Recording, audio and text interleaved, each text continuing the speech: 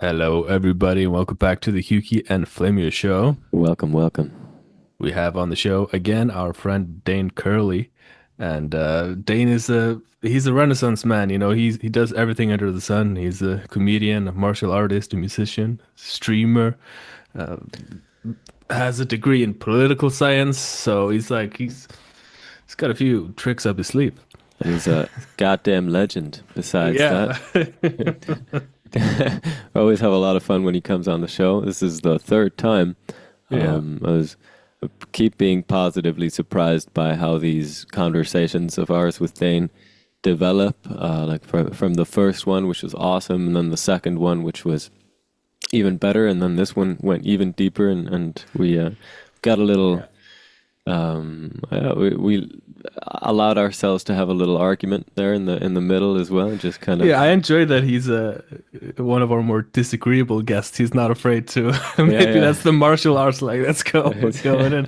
But you know what's funny is that I was feeding some of the transcripts of the show into AI and just like letting the AI kind of analyze the dynamics and give feedback. yeah. And one of the things it said is, you guys agree all the time. Oh, You gotta have a little bit more disagreement. Those are the more interesting discussions. So, yeah, we're bringing the people what they want on this episode yeah, for sure. just fist fighting and violence and blood. But we also continued with the where we left off last time because we did end on a cliffhanger that time. Whether it was much of a cliffhanger after all, I leave to you to decide. But we did continue that discussion and went many other places besides. So without further ado, enjoy our conversation with the legend himself, Dane Curley. Well, bam.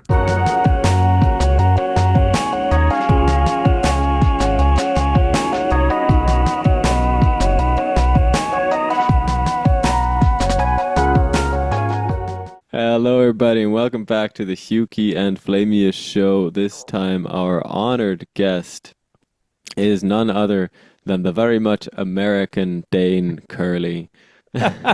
Wow. What an introduction. My whole nationality in that introduction. Amazing. Amazing. And it's fitting because today we wanted to get back to the cliffhanger from last Yeah. time. We left people hanging. I've been having people messaging me like, I can't sleep. I'm like, I Yeah. have to know what happens on the Can't, Don't next Dane fall. Curly episode. It's just like it's cannot keep doing this to people. This is yeah. just cruel. Have this the fans have been clamoring, I'm Yes. sure. There's been hundreds of messages. Been tough in the inbox, yeah. Well, yeah, so oh nice, you got the camera set up. Um yeah, so we'll get to the face paint if you want to share about that because I imagine some people are watching the video going, "Wait, what's up with didn't look Mm. like that last time." So I wanted to ask about that, how you got into it. Um Yeah. but what we were talking about last time, before we get to that, was The next cliffhanger, they'll never find out about the face On the was next episode. yeah. We'll leave at least 10 open loops per episode. Just leave them wanting more. Um, yeah, we were talking about politics because we wanted to get your opinion on, or get your knowledge, I suppose, shared with us on Okay. politics and global politics in Everybody's particular. favorite subject. Yeah. Oh, come. Oh, come. Tis quite interesting. I guess I think it's because I just like to, when I encounter a problem like that in a discussion with something that makes me go, man, that sucks. Because we were talking about international politics and I was going, man, Okay. world sucks. What can we do about this? Um, Mm. that's the angle I like to take. So I got to thinking about a book that I recently read by Adam Grant called Think Again, from which I just read a little passage back because in preparation, prompted by Hughes actually to know what the heck I'm talking about. Um, and it's on, how to get people on very opposing ends of a spectrum to have a little more understanding of each other's viewpoint and be a little more open-minded towards or a little more open to changing their minds essentially and questioning their viewpoints. And a very interesting result in this book is that, and this is where I wanted to take, this is the rabbit hole I wanted to take on with you guys last time, is that it's not, he does this experiment, for example, he does a few experiments Okay. on Yankees and Red Sox fans, Okay. which is apparently this very, very heated rivalry, which I know nothing about being European. But Right. um, they use fans of these two teams in a few experiments to see if they can get them to hate each other a little bit less. And Okay. Okay. I thought you were going to say more. I was like, yes. no, no, no, they're I gotta looking to smear find this. out what is it that we need to do with people to get them to loosen up, loosen their grip on their hatred towards one another a little bit, enough to be open and minded enough to perhaps changing their minds. Um, But is that uh, hate ever even real? Does he think that that hate is real? Like these fans Isn't it hating use? each other? I think it's like both with fans of sports. It's kind of like it's real and also performative at the same time. yeah, I think Okay. there are instances where it's definitely quite experientially real, at least for the people who are in it. I I mean, can it's like attest to Hmm. that. Yeah. I Okay. mean, maybe it's like a meme, but he uses this example of the how everybody hates the Yankees apparently, and like this is one of the most popular. Um, oh, the Yankees were the most hated baseball team in 28 of the 50 U.S. states, which may explain the popularity of this T-shirt.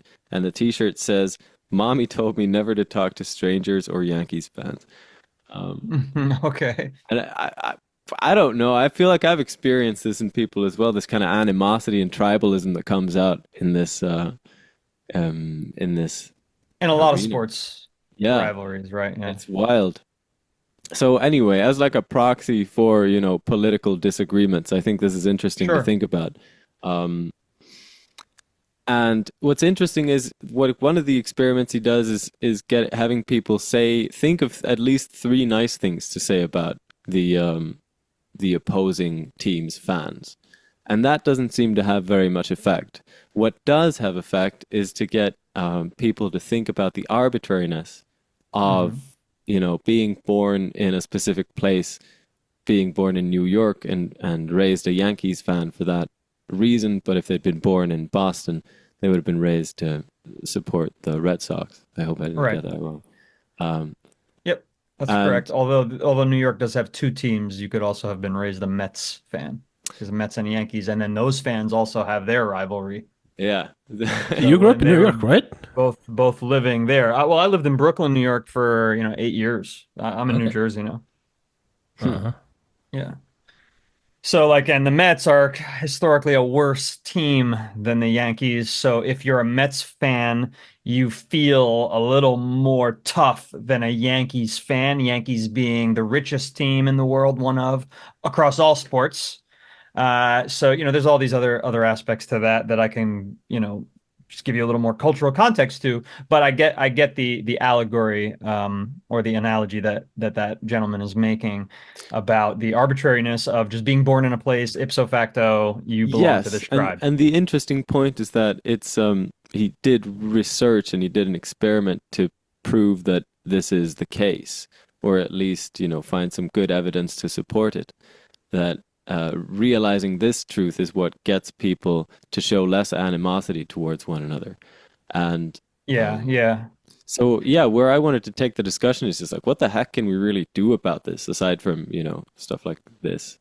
Um, Yeah, what can we do about it? I mean, as always, it's be the change you wish to see in the world. And without some, large number of people subscribing essentially to a thought process like that, oh, my nationality is arbitrary, nothing's going to change. And that's very hard to do on this multinational scale. And so the age-old problem becomes And in politics, this is I'm going to really stretch your analogy to come over to the political science thoughts here, but there are a few major schools of thought. Two are predominant.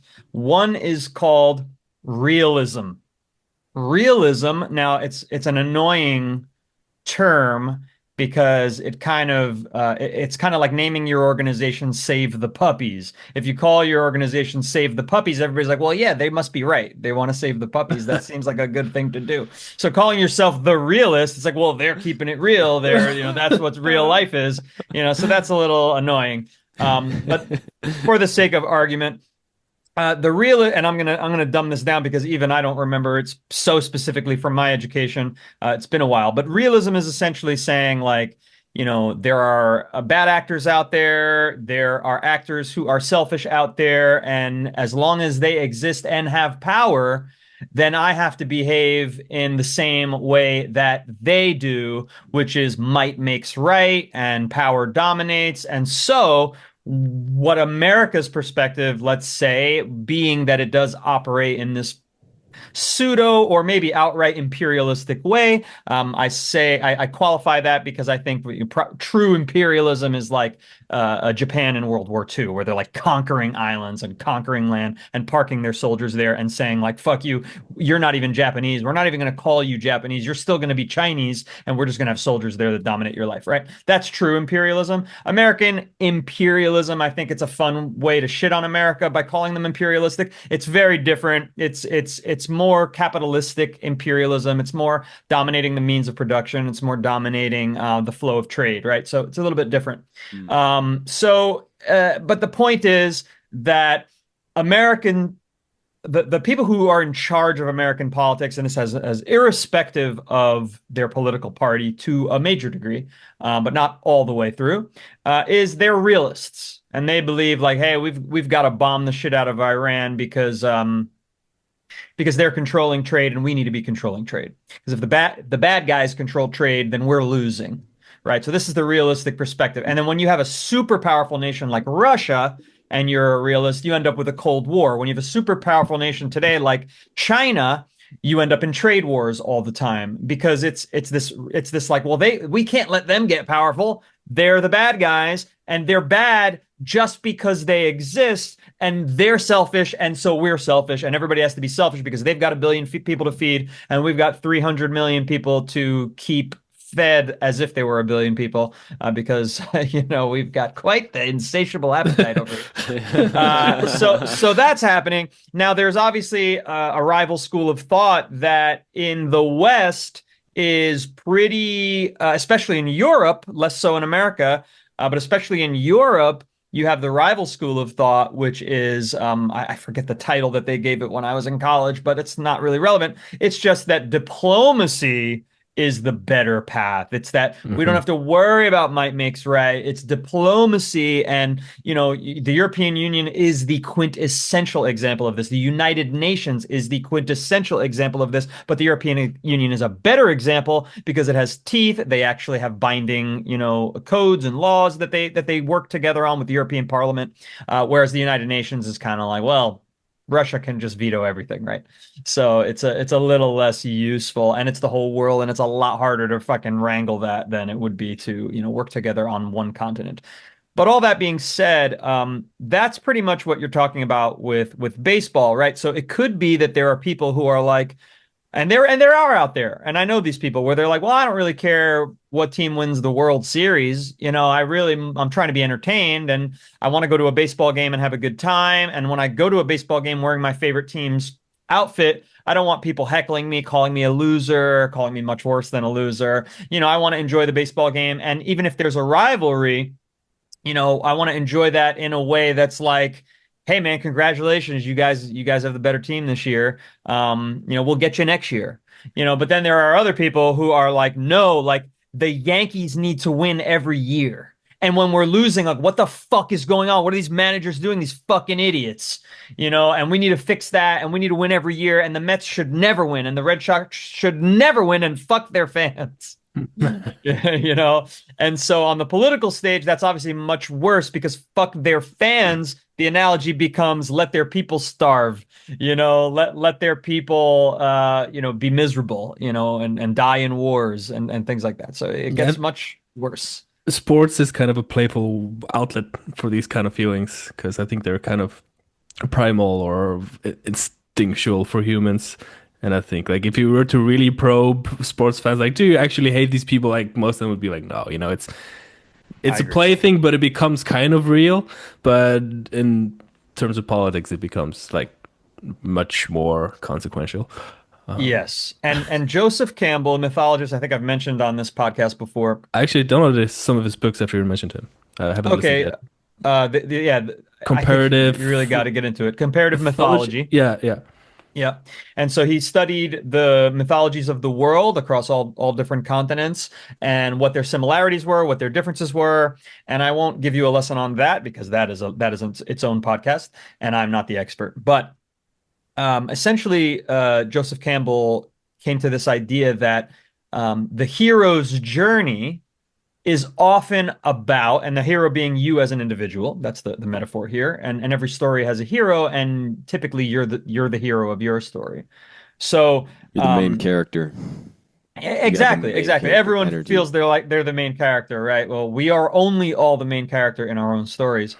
But the idea that he posited was that our tribes, our social groups, our families be still this scaffolding, and this is my words, but scaffolding in your mind and on your persona that shapes who you are. And the hero's journey sometimes is about rebelling against that scaffolding that was given to you and issued to you by people who existed before you were born.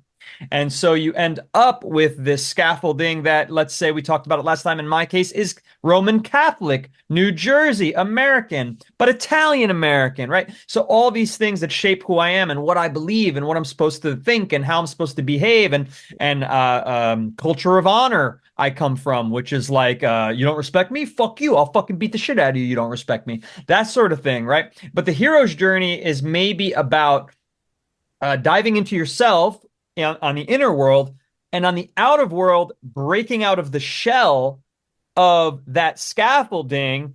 And maybe you're floating around now, you don't have any scaffolding, and that's very dangerous psychologically. Oh shit, what I'm not grounded. When I just believed in the God that was given to me and that my family matriarchs and patriarchs were there to protect me and everything was going to be okay if I just listened to them, I felt safe and secure in my fighting stance. But now I'm floating. I can't even put my feet on the ground. How am I going to be in a fighting stance to protect myself in this crazy universe? Well, you can sort of grab things out of the air. You can see all the stars because the ceiling's not over your head anymore. And maybe some of those stars are better for you. Some of those constellations are going to inspire you and give you groundings as well. And a great example of this would be, always like people who change their religion. That's the most massive way. When you're born and maybe you're like 30 years old and you were always Catholic or whatever, and suddenly you discover that, oh my God, the Hindu religion just seems like a better fit for me and my deepest part of myself. And then vice versa. There are people who come from, that were Buddhist that end up becoming Christian because, just the ability to the concept of prayer and that maybe something is listening and that can help you. And that might be better for that person's persona. So that's the idea, is that you can take this journey outside of your tribe. And if you're a Yankees fan, you can journey by perhaps going to Boston, going to a Red Sox game when they're not playing against the Yankees, sitting in the Red Sox fan section. You don't have to wear any Red Sox gear. Maybe don't wear your Yankee cap, though, right? Try to be in that tribe. Try to join that tribe temporarily. You're never going to be an official member because you weren't born and raised in Boston. And, there's all these segregations in every tribe. Like even if you got all the caps on and everything, the name of every player, and they go, "Oh, how long you been a Red Sox fan?" and you say, 3 months, they're gonna be like, oh, you're not a fucking Red Sox fan. Get the fuck out of And here, that's when you bring out the smoke bomb. Yeah, yeah. And you fucking run. So, there's all these ways to like divvy ourselves up, but the idea is that if you go do that, you're gonna find, oh, these guys eat hot dogs at the game just like I do. These guys are taking their kids to the game just like I do. And there's all these similarities. And then so what are the differences? How do they get by? And some people say that the Red Sox are the Red Sox fans are more antagonistic to whatever team is there. And so, but you might find that that's fun and it's a release and you can release some steam and some anger in a harmless way. And in fact, in a competitive way that benefits your home team. And you can be like, fuck you, you're a loser at the pitcher. You know what I mean? And like, but that's fair. That's fair in sports. That's called home field advantage. Not, I mean, it's not ideal in my mind, I suppose. I think it is ideal. I think it is ideal because where the fuck else is that energy going in modern society? We're not allowed to fist fight each other, which, by the way, we were allowed to probably for all of human history until police were invented, which is extremely modern. It used to be that we would just fist fight each other, and the guy who broke more teeth was the loser, And so, what were we doing then? Well, now and then if you lost a fist fight, what happens? You come back with a fucking big stick and you kill the guy, right? So now we're doing a whole lot less of that, I feel. I think Yeah. I don't know the data on what I think you're percentage would safe. have been, Yeah. Okay, so but you think it's Iceland good is a that big example of energy, this also. Yeah. Go that ahead. energy gets some kind of outlet that isn't as violent or has yeah, such depth. absolutely. And we all have that. And Schopenhauer, amazing, absolutely amazing concepts he has as a philosopher. But And one of his concepts is but okay, no, continue. Sorry, you're into no, it already. wait. Okay, No, let me wait, continue. wait, No, okay. So wait. Schopenhauer has this concept of like no matter how brilliant you may be, no matter how sophisticated or how educated you are, hey buddy, don't forget, you're still an ape. We're all still just Still a apes. monkey in And that's shoes. all in you, and that's all in your mind, and all those issues, lazy ape and angry ape, and all that shit, and lizard brain, it's all still there, and you cannot transcend it But because you are a body, you do not have a body. well, but do you not believe the opposite perspective to also be true? What's the opposite perspective? That you have a body, but you are not the body. The body is an appearance in your consciousness. Maybe someday, but today, if I get sick, I die. And there's no amount of spirituality or meditation that's going to cure cancer, But unfortunately. Well, actually, no. maybe your consciousness goes somewhere else. Maybe it doesn't end. What I was gonna say is that it just Sure, depends I where could what you see that. refer to with the I. When you say when I get sick, I die. That's because the definition, the self-definition of the I is with your body, and it's the Yes, whole old saying of like if I identify as a tree, when the tree dies, I die. But if I identify as the forest, when the tree dies, I don't die. And you can just take that all the way down to reality itself, which can't die because being is by itself reality and it's just immortal.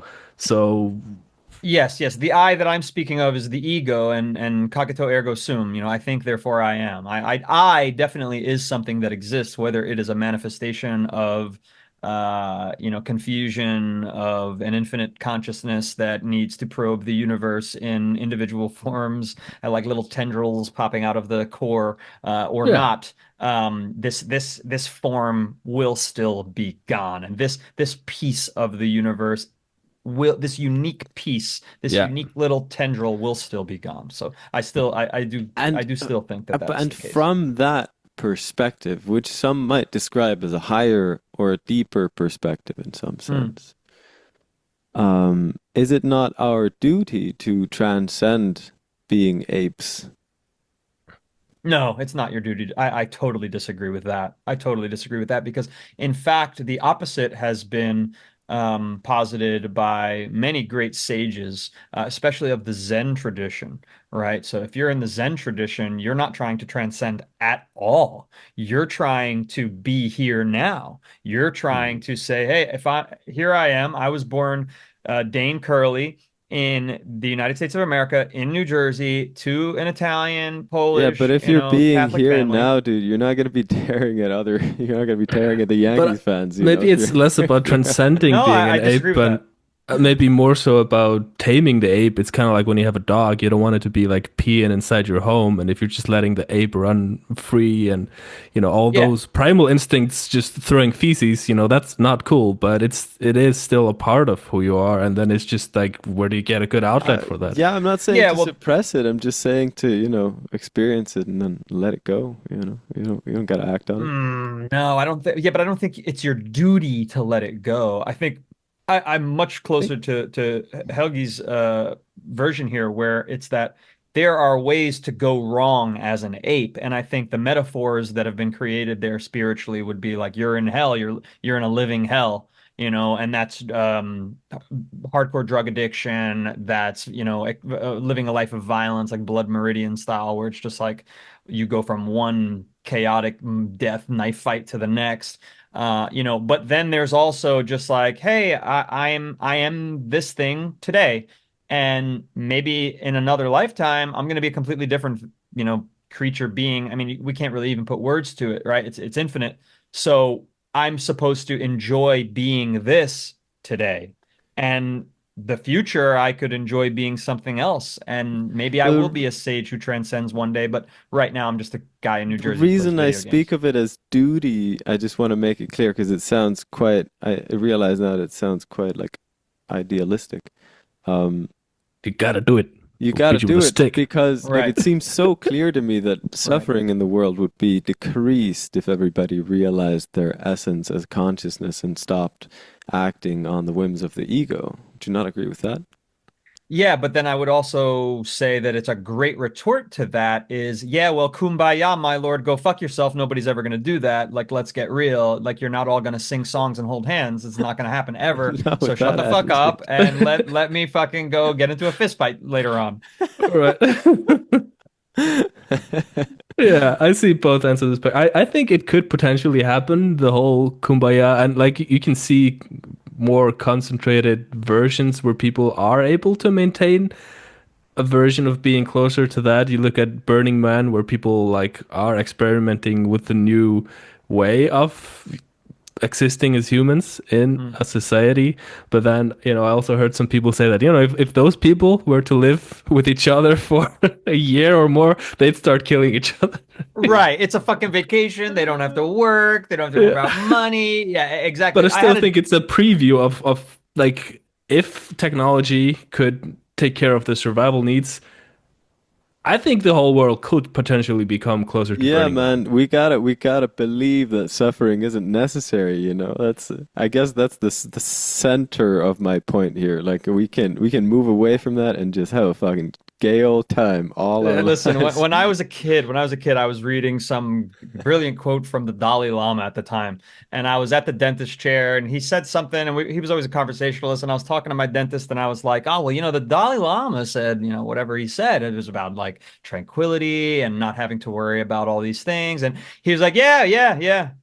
He's like, yeah, the Dalai Lama's a monk. I'm a dentist, so the Dalai Lama, he would say that. And I was like, holy fuck. And that really resonated with me. And I was like, yeah, you're right. I don't live on a fucking That's like the mountain in most dumbass thing to say, man. it's That's not. No, it's not. It's extremely profound and it's not at all dumb. It's about being okay with who you are. It's about self-acceptance of your identity. It's about the realization that people who live in ivory towers have easier lives and can go through paths of meditation, and people who have rents and mouths to feed, and when they were kids, they were already in the cycle of dharma, as they say. They were already there, and they were already predetermined to have kids young and start a career and go to college and listen to their parents. And by the time you get to the point where you even heard who the fuck the Dalai Lama is, You're already on the train tracks, my friend, and you can't just fucking opt out and fucking go live in the cave and meditate until you shoot laser beams out of your eyes.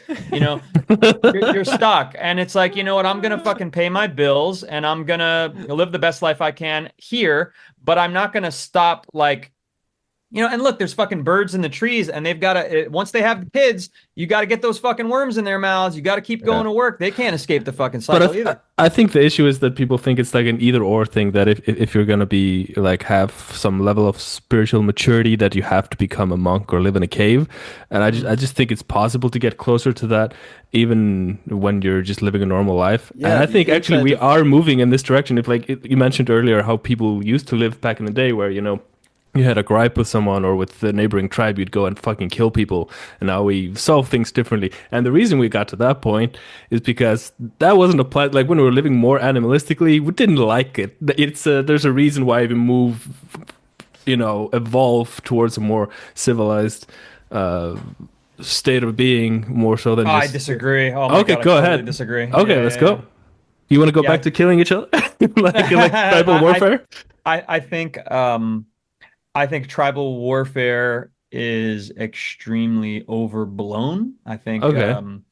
I think that when we were nomads, things were probably worst. But I'm talking um still departing Africa. There's a historical record there. All the bones that we find seem to be like they were murdered by like arrows and spears and getting bashed over the head. A lot of the fossil record that we find from prehistory tends to be that. However, as you get closer to civilization but still pre-civilization, you find that that's not really the case. And when you study tribes that were extant in the early 1900s and 1800s, before they were eradicated by civilization, you found that they had developed sustainable war-like practices with neighboring tribes, which were essentially just a method of self-policing and sustaining size. So they would the anthropologists quickly realized a lot of these extant tribes, when they would go to war, that it was mostly a show.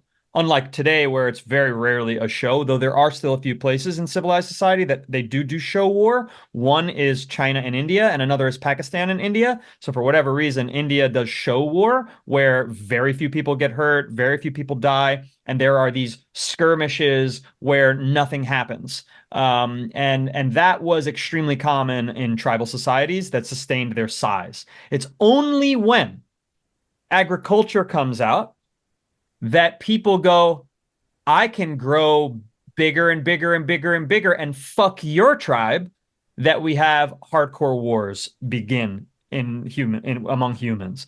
And there are quite a few great books on this, positing this. One is called Ishmael. One is called Tribe, by Sebastian Younger, I think. And then Civilized to Death is a great Chris book. Ryan. Yeah, that's a I was similar actually gonna idea. ask exactly about this book. I was like, I haven't read it. I'm kind of aware of. I've listened to a lot of Chris Ryan, but I've not read his stuff. Um, but yeah, this book came to mind. Like, civilized to death. But it's still interesting that like the trajectory here is in one direction, and there has to be a reason. Like, there's something Yeah, about us that seeks to move closer to that more so than if it was completely sustainable to just live like animals, like why didn't we just oh, go There, on? I think it is it's really sustainable. self-explanatory, though. I mean, Let's hear. we know what we like and we know what we don't like, and we just move towards the stuff we like and away from the stuff we don't like. It just Yeah, takes but us a what we while. like is comfort. What we like is having more for ourselves, even if that means less for Yeah. everyone else. And so that to me is civilization and its root cause, not this is better and safer and less people will die. I don't think that's the case at all. But I think that's in fact but more that's people such a died. good reason to try and transcend your ego right there, man. Like trying to, because I mean, that's the reason we're selfish. Yeah, but when you say transcend your ego, what you're really saying is transcend your humanity. Being a human is you're an Mm, animal and this is who we are, and maybe that acceptance is also part of the journey. I mean, I'm not talking about, like I said before, I'm not talking about repressing anything. I don't believe in repression, but I Hmm. believe in being able to witness a thought or desire come into your consciousness and being able to let it go, make a decision not to act on it, not to act on the whims of whatever gets randomly generated in your random thoughts and feelings generator, you know.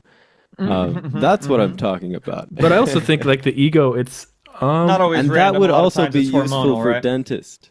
And that insight from Dalai Lama might have helped him realize that, you know. Perhaps, or it could have just been an annoying distraction of things that he can't do. And now meditation is one thing, but like transcending your ego is a whole different But it's ballgame. really it's not doing, it's a non-doing is the funny thing about it. And we never learned that. It's still a witnessing, right? You still have to witness those thoughts cross your path. I think there's always some aspect of doing, and I know that, you can phrase it as surrender, but there's another path. People achieve it through will as well. There have been great warriors who have come to great realizations through the act of doing harm to others, and that creates this massive, realization and in the form of regret. So there's way more paths than just surrendering, I think. I want to address one misunderstanding that's very common with this when people speak about transcending the ego as if like you just cut the cord and you don't live with an ego. Like you need an ego to survive because the ego is like your self identity. So like if you don't have an ego, and I've heard this even happens in some meditation retreats that people they can't eat because they don't know which mouth to put the food in because they don't have an identity. So you always need a level of ego. But I think like it's it's a huge misunderstanding for people that they think this is how it works. But I think it's possible to have your ego just as clothes. You know, you just put it on in the morning. It's the role you play. But I think the difference is like, do you identify with that being actually what you are, or is it just a role that you're playing? You know, you're in a play and you're going to play the character because why the hell did you show up to You the just, play? But I think it's like you don't have to suffer in the same way as just you you see where I'm showed going with up this? to the play to just come and have a good time with life. Yeah. I don't know. I don't agree. I don't agree Okay. with you, gentlemen. I think there's a very strong case for the universe put me in this form to experience this form. And if you're gonna go the lengths to believe that there's all this beauty and wonder and that the infinite bliss of the ocean of consciousness and all this fucking lovely stuff, lovely, beautiful stuff, then you can also believe that, well, then why am I not just there if that's the fucking beauty part? I'm here, so let me fucking be this guy, fucking Flammeus. Let me be this guy right now. The fuck's wrong with you? You know what I mean? So I think there's a strong case for let me be this guy. And then Right. and then I'll die and I will die. My ego will be gone. It does not stay existing, even if it goes back to the ocean of bliss, even if I identify that, oh, well, I'm actually everything. And I can and I do. I am everything, but I'm also going to die. And I'm going to be gone and my perspective will be gone, but it will be maybe slurped back into the ocean of consciousness where it will dissolve and disintegrate, right? And when it disintegrates, will it ever come back again? Maybe. Maybe the universe goes one direction and then maybe it all goes back in reverse. Nobody fucking knows. So, insofar as nobody fucking knows, I could also be reincarnated a million years from now on some kind of fucking hellscape planet. I could also be reincarnated as the same guy, and I remember being this guy. Nobody fucking knows because of the infinite, probabilities that exist out there. But what I do know is that I'm this right now, and if I was meant to be the ocean of consciousness, why? I'm going to go back to that anyway. It's You Yeah, yeah. coming No, anyway. I you agree always with that are. part. But I wanted to address this, which is part of the misunderstanding, which I think is so common that somehow you can't be whatever you want to be if you remove the level of identification from the process. Do you know what I mean? Like there's nothing about realizing that what you fundamentally are on the deepest level is not the ego that's going to rob you of any kind of experience you want to have. there's just a you could say it's a small shift, but it's a huge shift of identity of what you are. But it doesn't necessarily change the content of the experience. It just changes how you relate to it. So, But you're still, your ego is not only shaped by fucking fabrications. Your ego is also shaped by genetics. oh Your yeah, ego is one, also, so I mean, you cannot. I honestly think it's total bullshit that anyone completely transcends their ego. I think that that's guruism gone wrong. I think Yeah, that but that's. I think you read. I I I do think. have to pee. This is, but No. let's just put a pin in that because it's a super interesting discussion.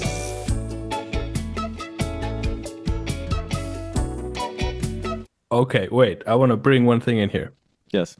You say, Dane, that you think it's not possible, or it's that you don't believe anyone has completely transcended their ego. Um, Yep. and I do think it's very rare. But Martin Ball, who's been on the show, he talks about this happening to him at some point where his ego snapped. He was working with 5-MeO-DMT a lot. Yep. And maybe Tim is more familiar with how that's because you read the book, right? Where he's describing Crazy this story. process. Yeah. Yeah. And It like really his was. ego just went and he was just in this energetic state.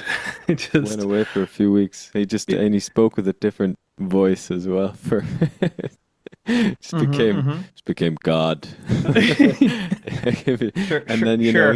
he interacted with he interacted with his workmates and students and stuff just like he normally would, but with more presence and calm than usual. He said, I believe. I don't Okay. remember. but what he describes is that his ego was gone and then he interacted with the student. And then, as soon as the student interacted with him, like boom, the ego came back. He was like, huh, that's interesting. The voice changed back into my Mhm. normal setting.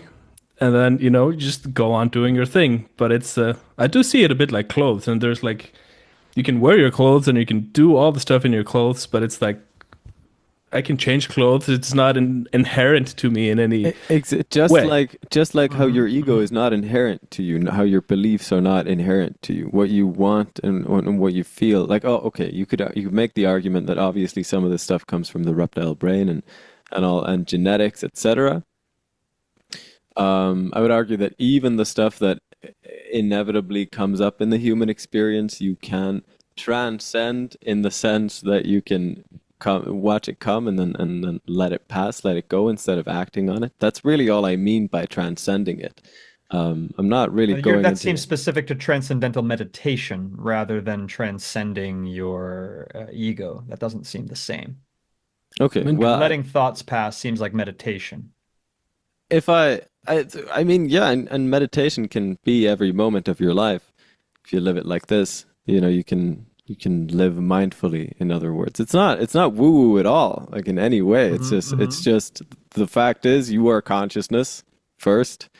Nothing could happen if there weren't consciousness, or if anything would, it would be meaningless because there would be no consciousness to experience it. So it doesn't even matter to ask the question. Um, and things are appearing in your consciousness. And at some level, all things that appear in your consciousness have the same status as appearances in your consciousness. And all that appears in consciousness cannot hold power over consciousness because it relies on consciousness to exist. There's no Yeah, but way. everything you just said could, and this is not my belief, but it could be that this is all simulation and everything that appears in my consciousness is simulated. So, I mean, that's a whole nother route you can go down where all of that is meaningless. Although, well, I'm not, I need I to mean, rewatch this. There's a Leo Gura video called "Why Reality Cannot Be a Simulation," and I haven't touched up on okay. it recently. But Okay. he's like, this is not a possibility, There's always, the fucking counterpoint, right? I'm it's trying to remember what his impossible. point was. I can't remember But yeah, exactly. I don't really care. Okay, sorry. I was just gonna say I don't really care if it's a simulation or not. The fact is, you are consciousness. Like if it's simulated or not makes no difference. Mhm, It is mhm. consciousness. Um, doesn't really matter to me where it comes from. But the fact of consciousness to me is a friggin' miracle. The fact that we can have an experience at all as opposed to there being nothing is pretty wild. Like I didn't make that decision. I didn't have to work for that to be the case. I just Yeah. popped in here and I'm enjoying the experience, and I'm gonna damn well enjoy it as well as I can, my friend. I'm Yeah, sure, but gonna, what about people who just popped in here and they're living in sexual slavery in a dungeon? Are they gonna yeah. fucking just meditate it away? They have no, they don't even have the opportunity to fucking learn meditation. I mean, yeah, you keep bringing it back to the worst case scenario, but Those it's scenarios are happening. Yeah. They're happening, you know, yeah, and I'm not saying they that affect isn't me. unfortunate. That's why I keep Yeah. asking the question. Like what can we do about it? You know, what can we realistically do about it? Because it seems to me Yeah. that, sitting in your home and crying about it isn't going to do much good, and Be But wallowing in but your political. sadness. That's what you can do about it. You can yeah, be political. You can not care that people think, "Oh, you're so political. Oh, why is he so political?" You can yeah, not care about that. You can risk your fan base. As a musician, for example, a lot of musicians they don't want to say any word about politics. I had this situation happen very recently where on my Discord as a live streamer, I have a Discord community, which it's small, it's like 100 people, probably maybe 75 people there right now. And I had a rule that was, Nice. and I still do have a rule that's like no politics because it's an entertainment show. We're not here to, tribalize and fight each other and argue. We're here to enjoy a show and play video games and whatnot and make jokes. But my moderators took their moderation too far on that point when someone who was a fan of my show came into the Discord and Chuck Norris had just died, the famous American martial artist. And as a martial artist myself, I was certainly like, you think you reflect on his death, on what kind of amazing martial artist he was. So then somebody came in to say like, my girlfriend and I were really disappointed to learn that Chuck Norris, while he was alive, donated money to prevent the legalization of gay marriage. And immediately, all my moderators at the time, I had five of them, they swarmed this kid saying, like, no politics, no politics. You can't talk about that in here. Da, da, da, da, da, da. And I was upset at that because I was like, when I said no politics, I didn't mean you can't have a fucking opinion on something. You know what I mean? right. I meant like, don't come in here with like Trump 2024. Don't come Yeah, in here with like, oh, Republicans are all assholes, whatever, that kind of thing. But to say like, I have an opinion that, oh, it's upsetting that this guy didn't support gay marriage, maybe because that person is gay, right. or just an ally, but it doesn't matter, and the point is like, be political in that way. You Yeah, should be strongly, and it can be that like, listen, and I was like, as a martial artist, I miss the guy. As a political operative, I would have stood right in front of him and yeah, fucking, told him to fuck off. So, these things matter. It matters to put because other people are gonna do it. Other people are gonna sacrifice their fan base or even develop new fan bases through the niche of being political. So I think everybody should be political. Everybody yeah, should vote. yeah, If you're in a country that can vote, if you're not, maybe you need to join a little fucking freedom fighter cell. I don't know. yeah. I 100% agree with this, and it ticks me off a lot of the time. I see a lot of people around me who are conscious and kind people that have the right beliefs, and they say things like, no, I don't do politics and I'm not political. And I think it's Right. such a shame because they see how toxic a lot of the political landscape is and they want nothing to do with it. And Sure. precisely it's toxic because we a lot of the conscious people are turned off from it because it's so ugly Right. that we have not those people. We have it, like Terence McKenna says, we're led by the least among us, because Yes. those people are the ones that are attracted to power. But I did want to say one small thing about what you were saying about, the horrible situations of sexual slavery, for example. I Sure. think those examples also happen because of ego. Like the people that perpetrate those crimes, like these are people that are ruled by, you could say, like the lowest desires for domination and inflicting pain and stuff like this, which is for me what spirituality is about, overcoming those. So just to link that to what we were talking about before, I think even in those cases it's a relevant factor, but I don't think meditation is some kind of a prescription for everybody. But I do think the world would be massively served if most people that have the opportunity to do that would do it. And I think a lot of bad situations would be less frequent. Yeah, I would start a lot smaller than meditation as the cure all. I would start with like, let's make sure everybody has healthy food and goes for a Yeah. walk once a day. Yeah, You it's know the what I pyramid mean? of needs, 100%. Yes, Yeah. yeah, exactly. And I think that like people not drinking enough water and staying hydrated is already like, and that live in countries that have drinkable tap water, that's Yeah. already a huge issue. And that would fucking cure so much anger and anxiety. Yeah. And, not eating fucking Kraft macaroni and cheese on a daily basis and raising your children on that would be Yeah. a great fucking success for society. So, I think I'm just maybe a little closer to the apeliness of my fellow man, and I'm Yeah. okay existing there, Yeah. where I'm still very apely. Because I want to relate to them. I want to relate Yeah. to them, and I think like Zoran Mamdani, right? Speaking of being political, I love the you guy. of course you do, of course you do. A lot of people hate the guy, Oh right? yeah, I'm aware. But why? They hate him just because of like, um, he exists on a political spectrum in a place that they find scary, and that they think is going to send things to pot, to He's shit. a moderate here, just for context. Yeah, no, I'm aware of that, but yeah, Yeah. for other viewers for sure. So, yeah, the American spectrum is all pulled quite far to the right. The Overton window Um, is massively shifted. Same in Hungary, right? Same in Yeah. Hungary and probably Italy right now as well. Yeah. So anyway, uh, where the fuck? Oh, so Mamdani, he got to politics as an idealist, and it's working. Yeah. Like he's filling potholes. Like, whoa, the dangers of socialism. There's fewer potholes on the road because he's taking the money and putting it into the fucking streets, literally, so that your cars aren't getting wrecked driving around. You're losing like $1,000 a year on fucking broken tires and rims because the city just wasn't taking care of the roads. And trust me, I know because Yeah. I've lost probably like four rims in my 8 years living in the Yeah. city, and that's a lot of fucking money. And it's not out of the economy; it's out of individuals who can't afford to fucking repair their cars and have to drive their cars to work. Yeah. So he's building public bathrooms at better rates because unfortunately we had corruption where like to get a fucking public bathroom they were spending some stupid number like fucking I don't know $50 million to build one bathroom, right? Like just crazy shit was happening in that city, and he's just like, well, we're not going to use those contractors anymore. Yeah. We'll put up a new bid system, and the people who give realistic bids will get the jobs. And it's just like so simple.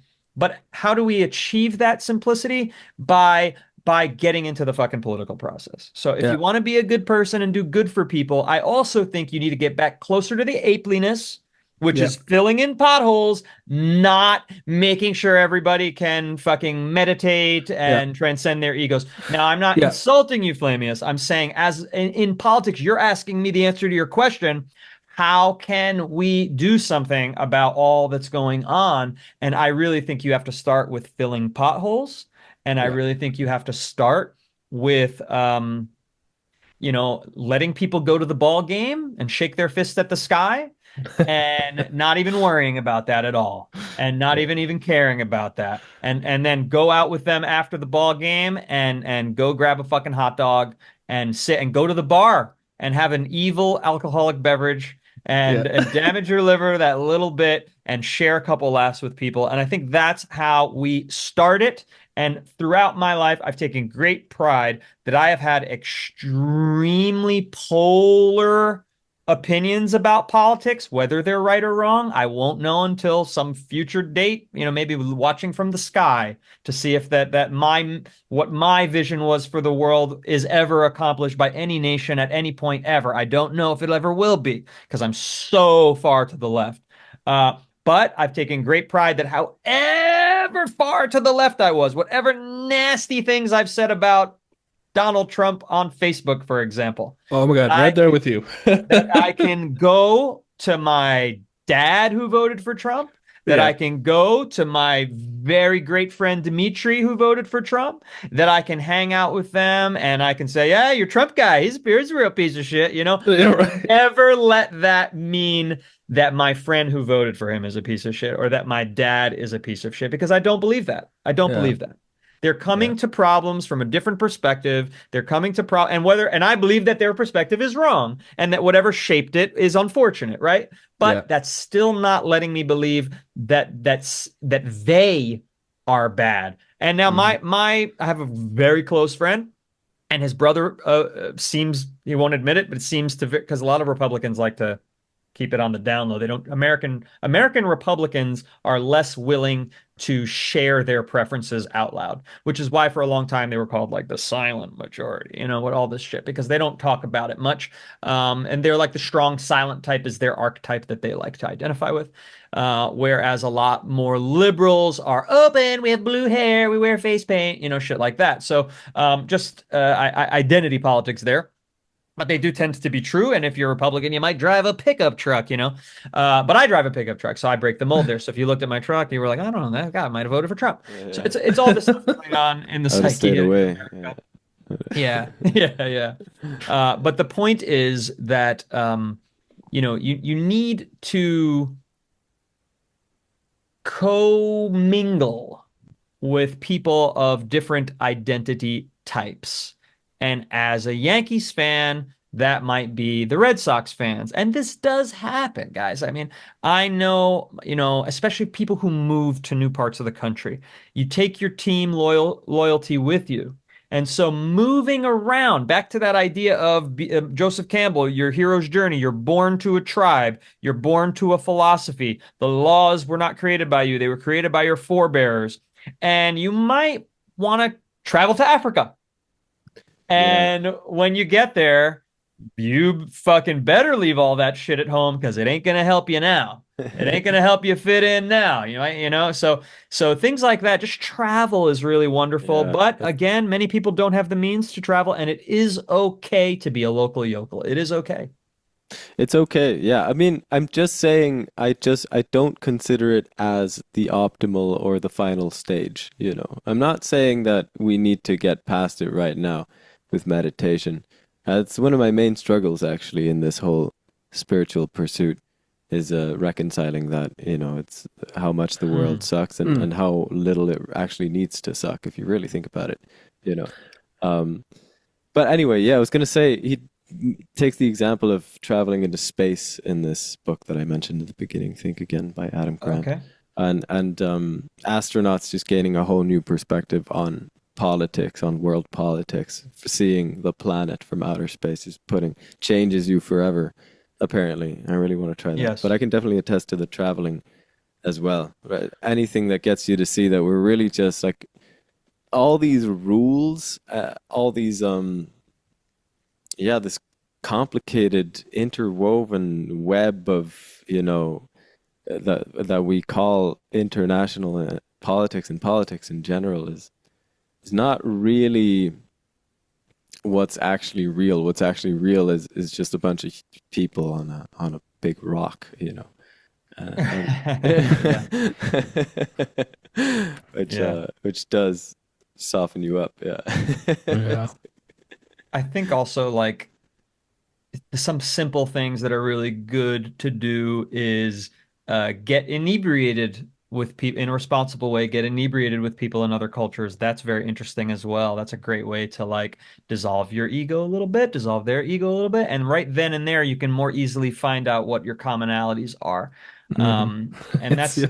right. Isn't that It's interesting? funny to watch. I've seen examples of Dakota Wind traveling, you know, and smoking weed with people that don't even speak the same language, and they're just hanging out, getting stoned, you know? And Totally. they Weed. can't even speak, but they're just having the best time together. So I didn't Totally. catch that, but yeah, totally. And think about like Russian and Ukrainian and Eastern European cultures. They have this culture of like we don't really trust you unless you're drinking a lot with us to the point that you're inebriated. So when you go to a dinner or a birthday party, right? And I say this because my wife is Ukrainian, Russian speaking Ukrainian from Odessa. And when you go to a party, uh, it's all about taking shots together. And it's not just the ceremony of it. It's not just the like clink and drink. It's not just that. It's also getting each other everyone at the table to a point where we're seeing eye to eye now for the first time. Yes, Uh, because we've in a way transcended the ego a little Or the bit. differences. We've Yes. changed the manner of our conscious experience into one where we are more open and honest about what we actually feel with each other.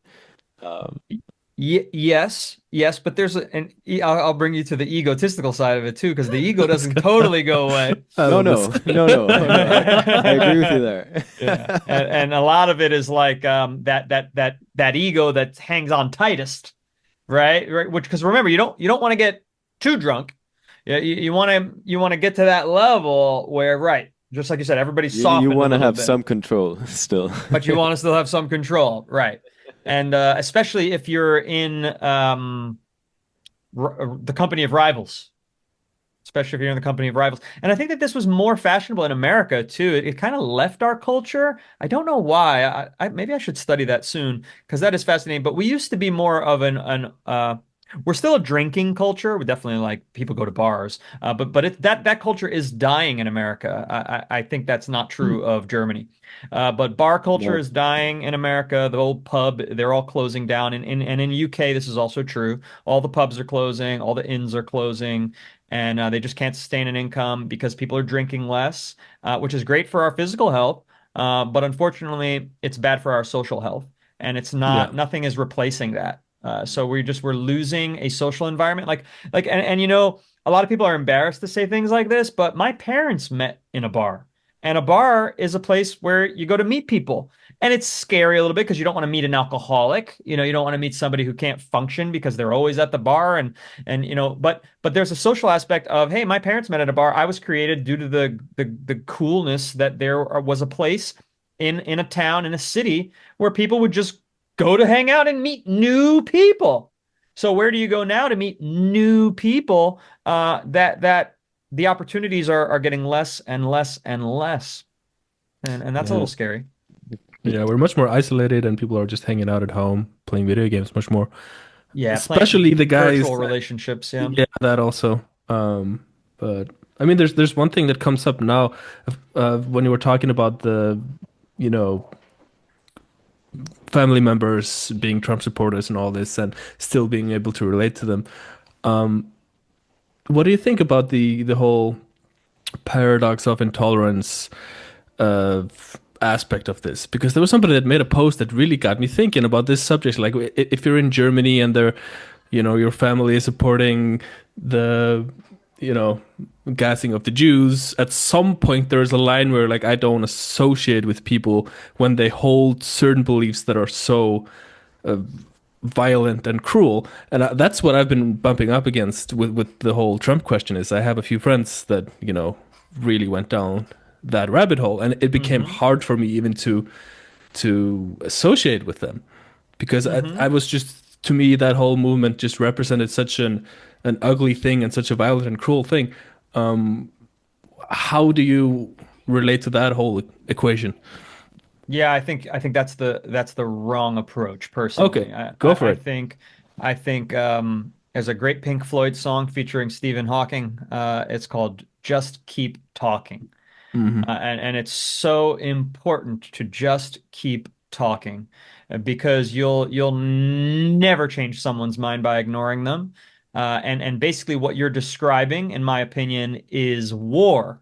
I think once you get to that point, it's war, and it Hmm. might be a cold war, but it's still war. And I think you need to avoid war at all costs. I think if you're going to do something good for the world, that's it.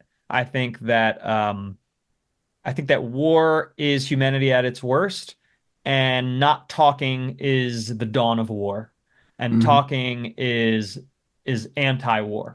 But presumably you choose people that you You kind don't of, choose people. You don't choose people. That right there, I don't know what you're saying. You don't choose people.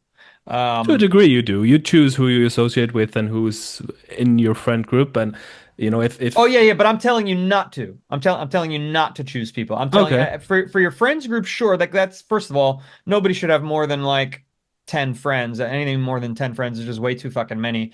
They all become acquaintances. You just can't, real friends you got to spend time with, hang out with, do social activities with, right? We throw the word friend around thanks to Facebook to fucking, I have 2,500 friends. Right. You don't. You might have five, and I think people should work harder at having best friends, which I think is exceedingly rare in America, in American culture. I happen to have the same friends that I grew up with, and without fail, every single person that discovers that fact about me here in America, like in real life, when I'm in a social environment, and for some reason the subject comes up, maybe I'm with my friend, and they say, "Hey, how long you guys known each other?" And I go, 25 years.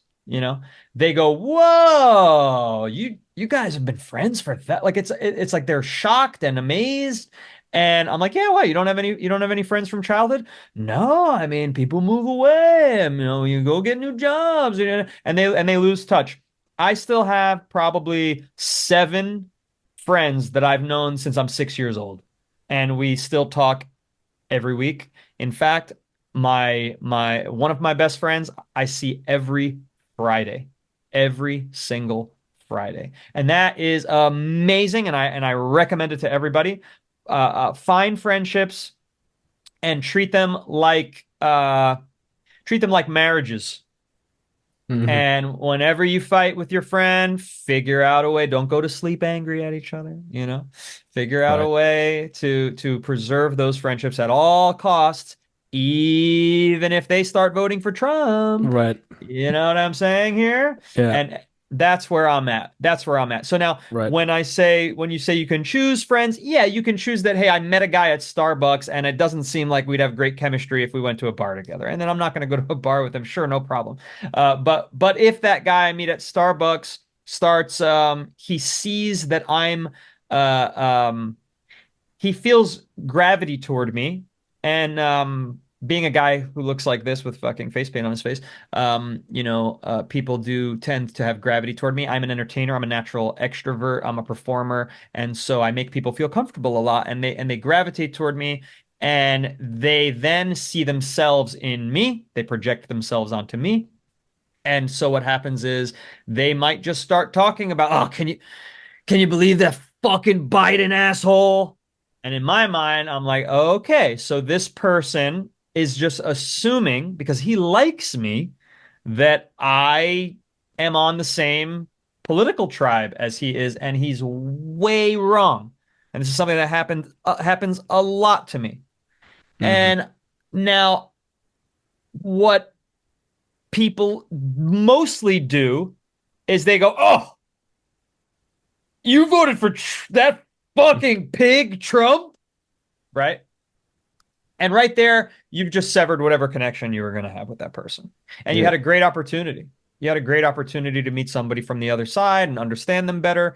And maybe that person is somebody who will never give you any inkling of understanding, and they just have all these egotistical walls built up, and they're perfectly tribalized, and they have no independent free thought. But maybe they do have independent free thought. And I hear this a lot from people who do have independent free thought. They go, "Listen, I would love to care for the needy, and I would love to fucking have more diplomacy, and I would love to have, legalized end drug prohibition, and I would love to have, all these libertarian things for social society, and let people do their own thing and let people be people and individuals, and however that comes out, great. But I'm really worried about my income. I really want to keep more of my tax money. That's the most important thing to me because I feel all alone in the universe." And they Hmm. might not phrase it that way, but I feel all alone in the universe, and I need to build my island. And those rich fucking pedophiles aren't going to protect me. So even if Trump is protecting those rich pedophiles, he's helping me keep more of my money. And I'm so scared that if my kids don't get that money because it's overtaxed, and you know what, corruption does happen. And so let's say that the Democrats, and there's some great Democrats out there, and they really want to do. There's a lot of Zoran Mamdanis out there, and they really want to fix the potholes with the tax money, and they really want to make society better. But then it only takes one bad apple that's corrupt, that they take my tax money. They're taking 60% of it now because the Democrats had their way, and things were good for a while, and then now they're taking all the money and they're putting it toward corruption. And it's just like, and it's like, "Oh, well, but Trump is corrupt. Yeah, but Trump is corrupt, but it's not affecting me because he's giving me my tax money back. So there's like a lot of things like this, and I'm not bringing up all these points to say like let's debate them on the podcast. I don't want to do that. I'm just saying that because we could probably defeat them, you know what I'm saying? But the point is that they have valid beliefs, and those beliefs are valid to them as Yeah. individuals, and they might have more commonality to you than you think. And I know some hardcore Christians that are really upset with the Epstein files, but they're diehard Republicans at the same time. And Yeah. so there's a lot of, you got it. So when that person comes to you and assumes you're on their side, if this ever happens to you or anyone listening, it's important to de-escalate. And de-escalation is a skill that so few of us have practiced. And I'm guilty in virtual environments of escalating, of being an escalator. It lends itself more easily to that, which is why it's a shithole in many ways, That's because you don't have to right. look people in the face. And there's anonymity, and there's Yeah, also yeah. like you might never even see that person again. But if you meet someone at the Starbucks that you like to go to, right? Even though you've never seen that person before, there's always the risk that you'll see them there again, right? There's always a risk you're going to bump, Yeah. or it's like when you do road rage. It's like, fuck, oh, well, now that guy is traveling the same way I'm traveling, and I've got to be driving next to him in traffic for the next 30 minutes, and he's staring at me. You know what I mean? So, like, these things they create humility, they foster humility. So, whereas virtual Probably environments do why not, Iceland's so peaceful because you're all stuck together, right? yeah, You're all right there. all related as well. It's Yeah. And be that is a somebody's uncle. helpful factor. And whereas America is massive and the cities are densely packed with people, and you really might not see if you're living in New York City, you really might not see that person who you bumped into at a Starbucks ever again, unless you're at the same Starbucks Yeah, every day that week. even if they live in the same neighborhood. Neighborhood, Yeah. exactly.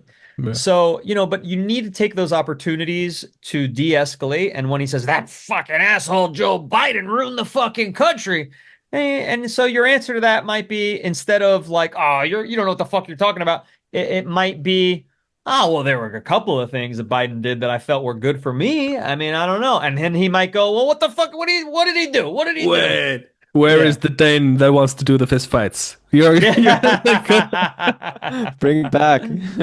He's playing Counter-Strike online. That's where that Dane is. Okay, but yes, I agree Fair with enough. that. That usually when you dig underneath the surface, you'll find a more sympathetic story. Yeah, and not But always, and not always. And yeah, again, the but point yeah, doesn't have to be to reach agreement. That's, I think, yeah, where we go wrong. The point could just be to reach humanity. yeah, And in being political, it's very hard for your enemies to become Nazis if you're constantly talking to them in a right, respectful way. yeah. Okay, but I want to work through some of this a little more because it is an interesting point. If we play along with the hypothetical, like it's very difficult to maintain relationships if you were in Nazi Germany with the people that were supporting gassing the Jews. Yes, yeah, Like well, hold on, hold on, hold on, hold on. Presumably there would Hold be a on. I yep. gotta Go ahead. stop you. I'm sorry. I have to stop you. Yep. You don't just appear in Nazi Germany.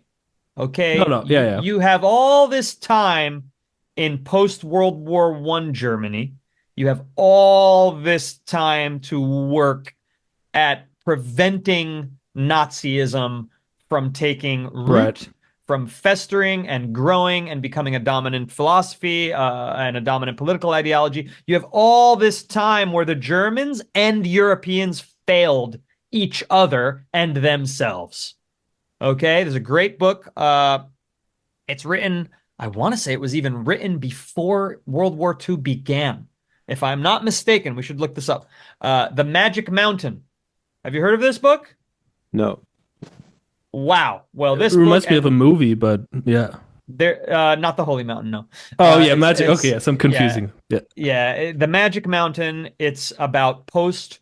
Well, it's about a war age, military aged youth who goes to a retreat, like a kind of Swiss Alps kind of retreat for mental health and that sort of thing, on the precipice of there may be being a battle coming against Europe, Germany against Europe. And anyway, the point is that there were signs, and that the great authors of the time saw this crack up coming. They saw this psychological break in Germany coming. The German thinkers, the German authors. It wasn't a big surprise. It was a like, hey guys, why are we momentuming toward this? Why is the inertia carrying us here? Let's be doing this instead. Let's be doing this instead. And then people not doing those things instead. And instead getting hyped up like a puppy, like my puppy does, getting like, and going into that and sinking into those hormones, those psychological hormones on this communal scale and sociological scale. When all that time, you could have been saying, hey, guys, listen, we know we're all upset about the reparations and how unfair they are and how Germany is being blamed for all the war stuff. And the Europeans maybe needed to come to the table and say, you know what, you're right. We're way overcharging the Germans. We could probably pay for some of this. We were participants in the war. And, making the Germans who are so industrious taking literally like 150% of their money and putting them into deeper and deeper debt, even as they're becoming more and more industrious, and forcing them to give it all to France and other nations to rebuild. Maybe that's not how you come out of a war. Maybe you come out of a war on more equal grounds. And guess what? After World War II, see, this isn't taught in history books, which is so fucking weird. It is in some, but after World War II, we changed the way we did post-war reconstruction. It wasn't any longer the bad guys have to pay for everything. The losers have to pay for anything. Hey, turns out that doesn't work. That doesn't work. It's not fair because you're putting the burden on future generations. You're putting the burden on babies who weren't born yet when those crimes were committed. And that's what was done to Germany. And that's what facilitated the rise of that evil ideology. Was this they were an oppressed people, and oppressed people oppress, hurt people hurt. People being done harm to do harm. It happens all the time, even on an individual basis, let alone a societal basis. So with Japan and Germany post-war, we didn't do that to them after World War II. We didn't do that to Italy after World War II. In fact, in the case of obviously we occupied Germany, we all know that. But then we once the training wheels were off, we were like, okay, you can be West Germany now. We're not going to fucking stay here and police you. You've got to learn how to join our global society. And with Japan, America and Japan today are now like the closest ally we have in Asia, first of all. And we love each other's cultures. And Japan is like the fourth. They're not a huge country, but they're like the fourth most powerful economy in the world because of their closeness to America. Because after the war, instead of going, we got to fucking keep these guys in submission and make all their money come to us, we did the exact opposite. We said, hey, let's show you how fucking great we are. And let's build your economy. Let's help you get into tech. Let's help you, into industry at the time, which then becomes tech, and so on and so forth. Okay, so wait. What was the point you were about to drop on us, Hewkii? About you were about to give some example about being in post-war Germany, or No, I mean, I guess what I'm he said in getting Nazi Germany, which is why I went on this tangent, because there's a peer there. Yeah, the book was written before the second. It was published in 24. Just Googled that. Thank you. It sees the war coming. That book. It's fascinating. Well. Yeah. What I'm trying to get at here is like, what do you think about making certain beliefs socially disqualifying? Because I feel like I feel more comfortable that people are, that the most vile racist instances are existing on some hidden forum, more so that people are wearing it with pride in public, and then it kind of propagates in this way. So presumably, and I think there's a danger at some point of being too lenient. And you see this with many podcasts as well, where people are just having neo-Nazis on without pushing back on their ideology, and then it gets to propagate in this way. So what I'm trying to get at is like at some point there has to be a firm boundary, especially with the most extreme stuff.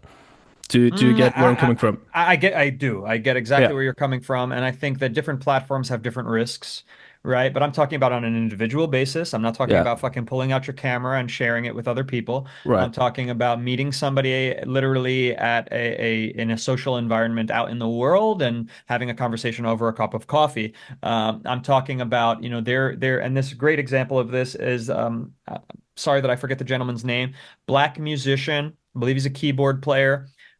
He had developed a personal relationship with a member of the Ku Klux Klan. Oh yeah. This is in the book. Wait, let me find it. Oh yeah, Yeah. yeah. And well, that man is no longer in the Ku Klux Klan, and he gave his robes to that black man as like as Another a story. Yeah. symbolistic of that you derobed me.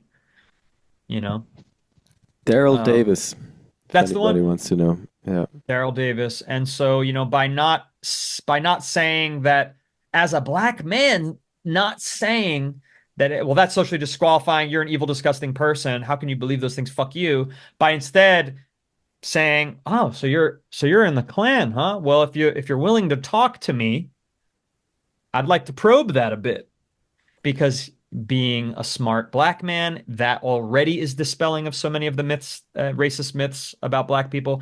Being a talented musician, first of all, it takes great, as we all three of us know, it takes great effort and intelligence to become a Yeah, great yeah. musician. Says in the book he approached him like, I can't believe you played pretty well for a black man. Like I can't believe this came out of your fingers, you know. Right, It's because you're pretty. supposed to be subhuman. Yeah, You're exactly. supposed to be And then yep. but then Daryl just asks him, at least it says in the book that he asks him instead of getting angry, and outraged, like he damn well has every right to be, you know. Yeah, yeah. He goes, "How can you hate me if you don't even know me?" Uh, or Right. something. I might be paraphrasing. I don't know if that's actually what he said. But I think it's a good way to put it. I think the only thing that should be disqualifying, socially disqualifying, is psychopathy. And there were certainly Nazis who were psychopaths. There were certainly Nazis who had no, and they were broken, genetically broken individuals who I think psychopathy is like the most obvious form of evil that we have in the world. Unfortunately, it may and yet it may be out of the control of the evil doer. We like to blame people, but it's often just the genetics and the human race. Unfortunately, there are these aberrations, and psychopathy gives you no regard for others and no empathy, right? So Yeah. if you have no empathy, I think that should be socially disqualifying. And and I'm not saying this, but maybe we should just kill those people. Whereas anything else, if you have empathy, I think all other bets are off. As long as you have Okay. empathy, I can talk to you about But, anything, no matter what you believe. but what about, for example, beliefs that are psychopathic that Mm. turn people that are not themselves psychopaths into people that act like psychopaths? You can Oh, have belief interesting. systems that are psychopathic and completely void of all empathy. Yeah. So Now you got would, to talk to those people. You got to talk to them yeah, because that's otherwise you're letting them stay psychopaths. Why would you do yeah, that? right, See what I'm saying? yeah, yeah, yeah, You have 100%, at least you have a chance. At least you have a chance. Just again, it's not going to be easy, especially if you're the yeah, target of their psychopathy or if you belong to a group that's the target of their psychopathy. But as long as they have empathy, yeah, you can try. If they right. don't have empathy, then it's a waste of everyone's time. But you probably won't know that by looking at them. You'll still have to figure that out. Hmm. Yeah. So you're saying So engagement is the way to go. yeah, that's It has to interesting. be. That's like an Yeah. interesting almost counter to my mindfulness or transcending the ego is the way to go. You're saying talking is the way to go. Engaging people that you disagree with is the way to go. And I would agree, certainly. But I would also something that came up when we started down this rabbit hole just then was in certain instances you run into people where you just come to the conclusion that it's a bit too much for you to handle, to turn them to keep Sure. engaging with them, and you just need to remove yourself from the situation because Yes. it's like it's at the end of the day, it's not your responsibility. A Um, hundred percent. You do which not is have a duty to do any of that. And again, it's probably better if you could just go for a walk and yeah, make sure you're drinking enough water. That's where I'm at with 90% of human beings. Yeah. Go make sure you went for a walk today, breathe in some fresh air, and make sure you're hydrated and try to eat healthy. And if yes. you can do those things, you're already going to be above the curve. Oh Yeah. yeah. Isn't that wild? Yeah. It's just Isn't that wild? baby steps. And it seems like why everyone's not doing that? Like, no, they're not. They're not at all. They're not. Even me some days, even me, you get stuck in you're on fucking the computer for fucking 8 hours. Yeah, we were Yeah. horribly mistreating ourselves from time to Yeah. time. Yeah. I would say because of the Fucking ego. I would say because of the issue of realism being the dominant philosophy among political leaders, I would say, Well, and that's what creates the work week. That's what creates the amount of hours you have to work. That's what creates how many bombs need to be created. That's what creates all that shit. It's all it's it's the all the whole fear of the others. when they go low, we go low Yes. attitude. Fight Yes, fire with fire. and it's like, well, in China they're working 80-hour work weeks, so We you gotta better keep keep up. working. Yep. Don't You take too referred many to of those it vacation days. on the last episode. You referred to it as a shit spiral, which I think is it's It pretty is accurate, it is a shit man. spiral, unfortunately. I Yeah. don't know how much time we have, but I did prepare. Like I was, listening to some political stuff, and I was preparing some interesting questions. But these Okay, may well, be too. can we fastball them instead of arguing them all out? Can I can we do Yeah. like you run me these questions because I would like to get to non-political topics before I go. Okay. Sure. Yeah. I think this may be too deep for that. Okay. But they were all along the lines of: Are we witnessing the end of the post World War II rules-based international order? Uh, you know, are we witnessing the end of the U.S. hegemony? Is the Chinese century coming, or could it be a multipolar world? Stuff like this, which No, I find. I could hit that kind of quickly. I think the jury's still out on all of that. I think we have to really see how Trumpism shakes out after his term ends. That's really where we'll find out because a lot of the stuff that Trump did or is doing, it's done via executive order. The next guy comes in, they just undo all those orders, and we go back to square one, right? So it's not as if our relationships and also I think Orban losing in Hungary is a very interesting sign. If Orban would have maintained power, then we might have started to see that because that's essentially a form of Trumpism over there in Hungary. It's a Uh, test, stress test. yeah, and it failed, right? It cracked. So he handed back power very very graciously and very quickly because it was such a political loss, such a mass on a massive scale. He couldn't even fake it. So I think the same seems to be what's happening with Trump, and if Trump and the Republicans get shellacked, they've got this war going on that nobody in America wants, except for the people who stand to gain financially from it, and there's just so much that we disagree with. People are really upset about the Epstein files over here on both political sides, and so I think isolationism might not be the end all be all. I don't know. I think a lot of people are overcorrecting in their analyses, like that America is no longer going to be hegemon. I don't think we've been hegemon for a very long time. I think that it's been multipolar. I think that China has had pretty much dominance over Africa in a capitalist way for a very long time, like 20 years. We don't really have much of an impact in Africa as Americans. We have a huge influence over South America. So I think it's already multipolar. I think that, Russia is obviously in their death throes.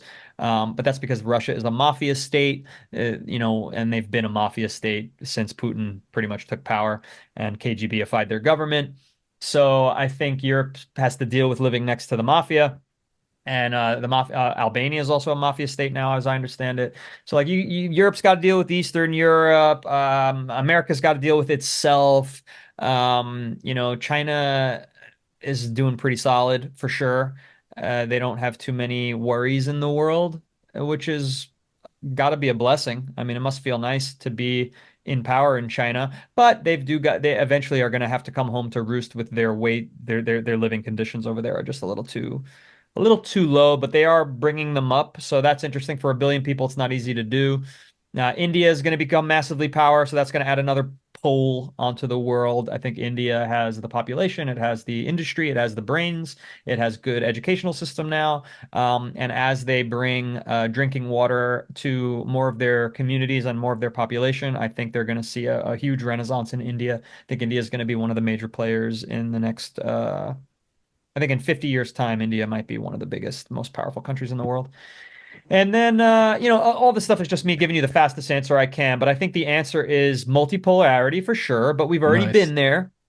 And I don't think America is really getting weaker. I think it's just nestling into its role in a multipolar It's world. resisting that, and it wants to. And you could say that the Trumpism is kind of the the death throes of the kind of hegemony.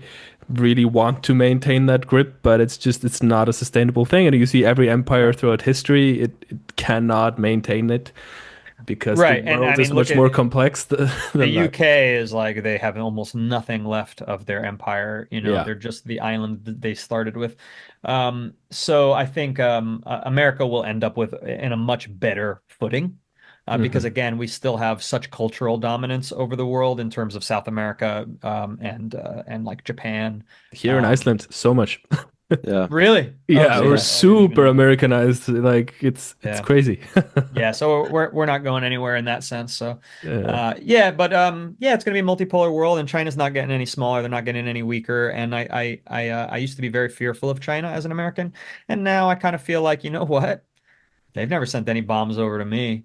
Yeah. Like, well, why am And I you so don't worried feel about like China? they would seize the chance to become a world superpower, like in the They already are hegemonic. one. Yeah, but I mean, in the kind of a hegemonic way that empires have been. And No, I think China is shrewd. I think they're reasonable. I think they're smart. I think yeah, they're I think so too. amazingly brilliant adversaries to the West, and I don't think they're going to overstretch their boundaries.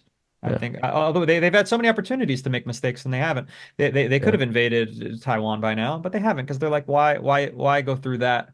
At this point in time, they're only So, going to do that if it's absolutely winnable and it's not going to cause a huge stir in the world. so you think we are maturing as a species I think China is maturing. I don't know about America and Europe quite just yet. Yes, we're yeah. taking the step of we only invade and take over other countries if it doesn't cause a ruckus. Right, right. That's a huge That's right. Nice. That's right. That's I'm right. proud And of us. remember though how old China is. Their culture is just so much more ancient than honestly like most of the rest of us, but especially America, right? Yeah. So I think and they've had society Laughs in for European. yeah. Yeah, but they've had society way longer. They've Yeah. had like civilization way longer Yeah, than yeah, China, yeah. So I think they True. they understand. They have a lot of history to draw from, and they haven't shirked it. They do study their own history. And so does Europe, but what are we studying? We're studying like Napoleon. They're Mm. studying like people back in the, thousands of years. So that does help. That does help to see so many mistakes that have been made by your own people and so many things that went well by your own people. Whereas we're still like in America, we're like, oh, that Civil War was bad, which was like quite recent. Quite recent. Okay, so a list of things that we thought might be a good idea. Civil Wars. Yeah. Get that one out, yeah. Yeah, slavery? No, Yeah, thank you no. for that one. No, thank you for that one. Yeah, exactly.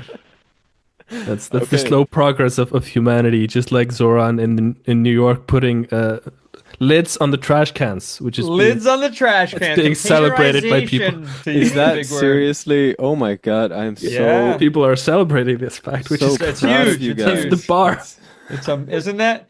And it's so interesting because yeah, New York City smells like shit. It smells like feces and sewage, and it's horrible. And it's smelled like shit for like, gosh, forever. I guess. And it's because the garbage is just sitting on the side of the road in these massive, because there's huge buildings with like thousands of residents in these buildings, and all Right. their garbage goes out on the same day, and it's just the city is disgusting. It's always been disgusting. So yeah, that's a huge step. It's a huge step to cull down on the rat problem, diseases, the nastiness of just what does it feel like to every morning when you leave your house, you got to inhale shit, literal shit particles. So it's going to be a big step. Love it. Okay, wait, Nice. what was the personal, or I don't know if you said personal, but what was the other stuff that you wanted to get into? I wanted to get into the face paint. Yeah, I would love to talk about the face Looks paint. Face amazing. paint's fun. Oh, thank you. Before we go there, I've been sipping so much of this light beer Yeah. here that I do have to go take another bathroom break. Again? He's Oh crazy, My this my guy. rapper name is Lil gosh. Bladder. God damn.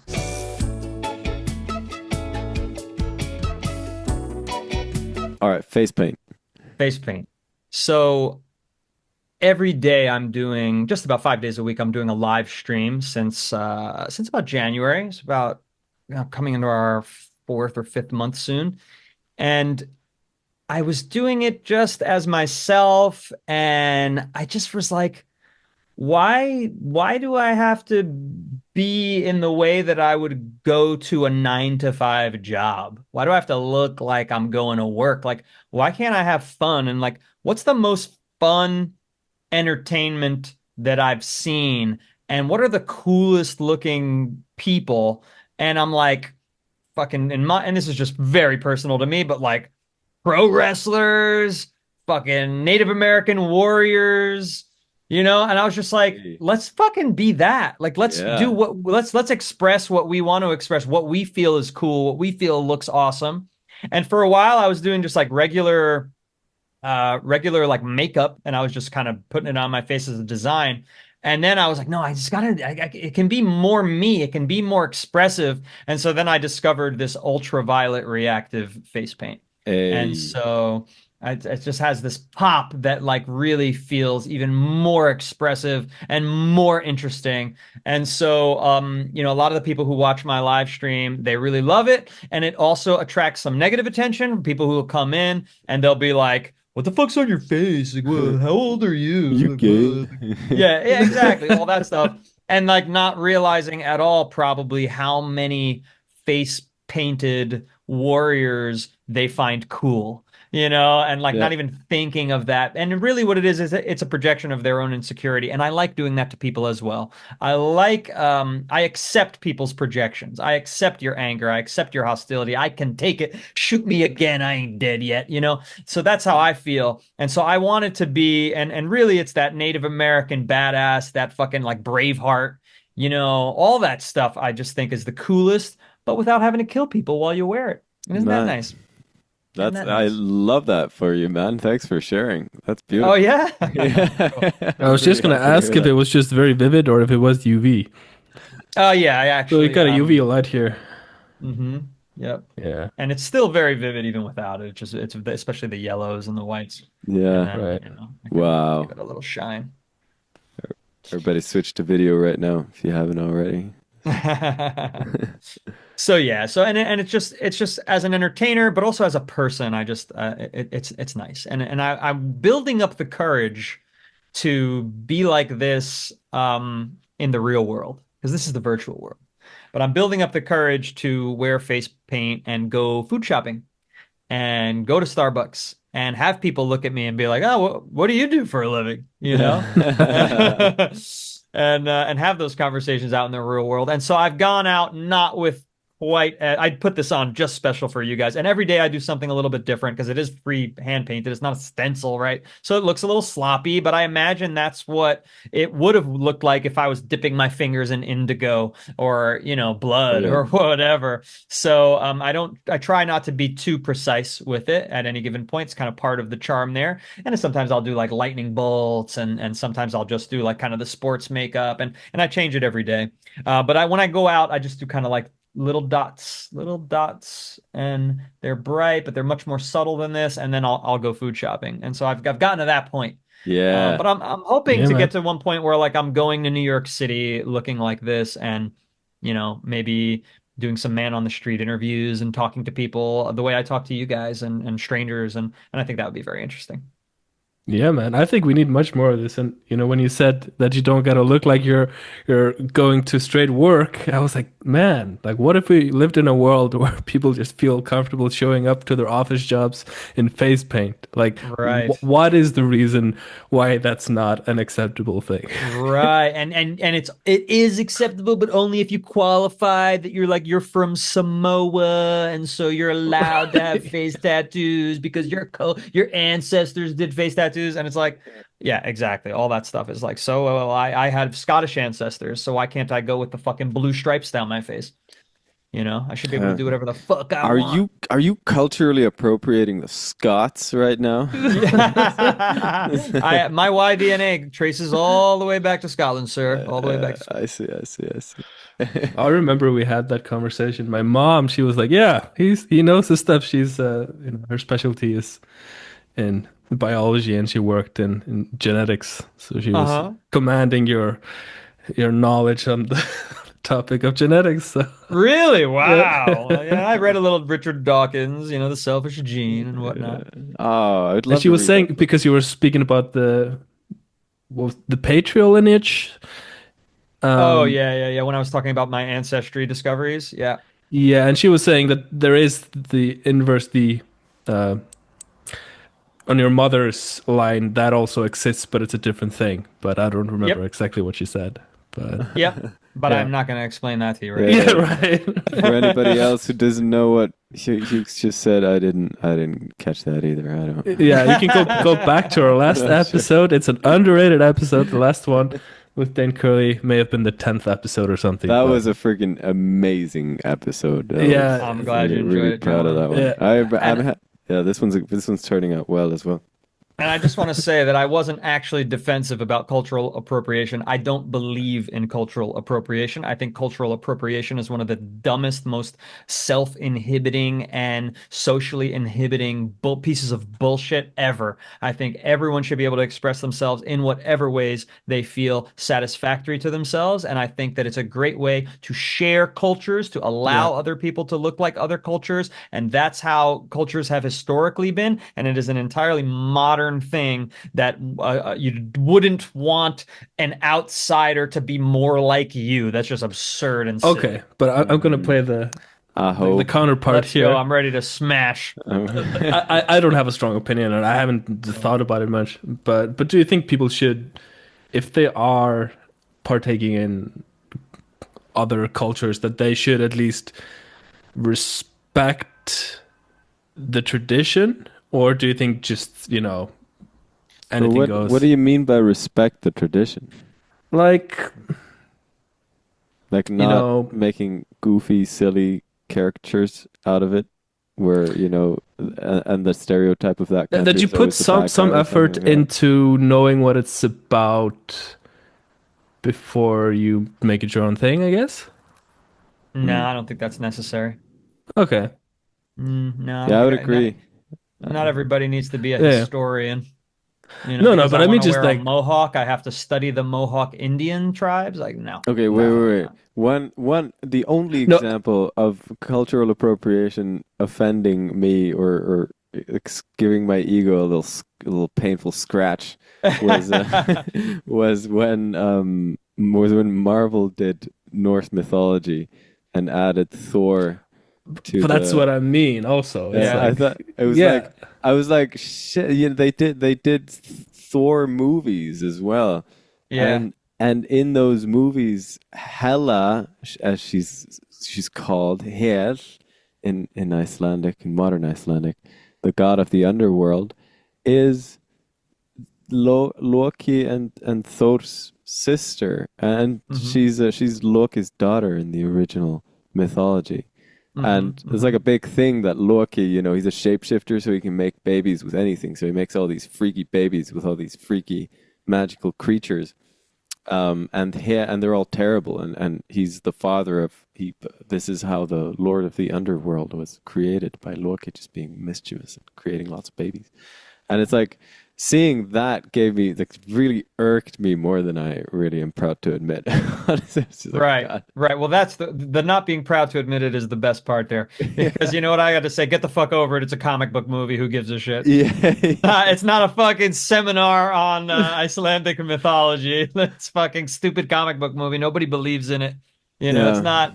It's just for fun, and Yeah. Yeah. and it should be an honor that Americans think even just the aesthetics of your mythos is so fucking cool that we've got to bestow those aesthetics onto things that we like. That's a great perspective, But actually. for the record, yeah, I agree with you. I don't think it's a big deal, but sometimes I like to think of the counter argument, and I do think of music sometimes if like, you know, let's say the black people in America were doing blues, and then the white people just make it their own thing, and then it's just takes over and does not necessarily always reflect or respect the root where it comes from. Um, I mean, Yeah, but that I white people music is fucking awesome. And it then once you is, discover that, like, oh, what were the roots of it? Oh, it's this. You can go down that rabbit hole when yeah, yeah. you get to that point and fucking listen to Muddy Waters and all that shit. And even Johnny B. Good. I mean, nobody is like hiding from that stuff. Like, it's not like there's this myth that everything Like is we're being deleting the whitewashed. evidence. Right, We right, never, exactly. we Like never there's stole this Spotify. music. It's all on Spotify. You just go fucking listen to it. You know what I mean? Go buy the CD. Walk into a record store. It's all We there. gotta get Like any BB. single record store has all those old black records. Just You know what I imagining mean? like an Agent Smith coming into a record store. Like you gotta hand over your BB King. Right, Get this out of here. right. Exactly. So it's all out there for us, which is great. It's beautiful. We can go back and discover all that. And I Now said, if a group comes around and starts fucking trying to like smash all the BB King records, then we got to do something about it. yeah, That then that does mean war, and that does mean you got to stand in front of those people and not allow them to smash those records, right? So, yeah, that's all. That's all. yeah. True. I guess like the real point is that the root of evils like racism, in the example of white people quote unquote stealing black music, um, the root cause of the evil that is racism is not the cultural appropriation, that Totally not. there's no evil really embedded in that as such. It's If just, anything, it's anti-racist, to yeah, culturally appropriate, to want something that another culture has created or another race, a culture that happens to be, you know, not all cultures are racial, right? So it's just a culture that happens to be have been created by people who all belong to the same race, right? And it's great music and it's amazing, and they've figured out how to fucking hit a guitar in a way that really brings out our emotions, and we want to make music like that too, and so we do, and yeah. that's great. That's Yeah, anti-racist. and I feel like when Yeah. people say this type of thing, like the devil's advocate argument that you just brought up, Hewkii, like, white people stole black music and they made all kinds of money of it without ever giving black people any percentage of it or whatever. It seems to me to be like it forms like um it throws a bit of like it's really a deceptive kind of argument, because the you're looking at a result of something like cultural appropriation, which is really at its root not an evil concept at all, but rather a collaborative concept. And you're Yeah. getting it kind of entangled with racism and discrimination, Yeah. and getting it and mixed up with and those capitalism elements. and business and stealing money and wanting to own the rights to songs and wanting to own the rights to land and wanting to own the rights to everything, which by Mhm. the way those fucking rich people would do to people of any race for their own power and wealth growth, and they don't give a fuck who they're stealing it from. So there's a lot of different things happening there, but the artistry is not one of the problems.